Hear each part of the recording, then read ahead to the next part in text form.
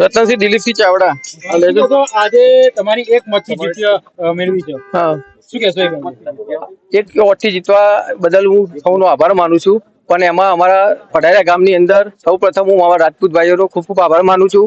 એની અંદર અમારા પ્રજાપતિ સમાજ, પછી બ્રાહ્મણ સમાજ, રાવણ સમાજ, પછી ન્યાય સમાજ, પછી દરજી સમાજ, હરિજન સમાજ, પછી રબારી સમાજ અને દંતાણી સમાજ, એ સૌએ પણ મને સાથ સહકાર પૂરેપૂરો આપ્યો છે. અને એમાં અમારા ઠાકોર સમાજના લોકોએ પણ મને સાથ સહકાર આપ્યો છે. એ બદલ હું સૌનો ખૂબ ખૂબ આભાર માનું છું. કયા તાલુકાનું કયું ગામ છે અને કેટલા વોટોનું? મારું ગામ પઢારિયા, તાલુકો જિલ્લો મહેસાણા. કેટલા વોટ છે? અમારા ટોટલ 8 વોટ છે. 8 વોટ. કેટલા વોટ વોટિંગ છે? 2041 નું વોટિંગ થયું અમારું ટોટલ.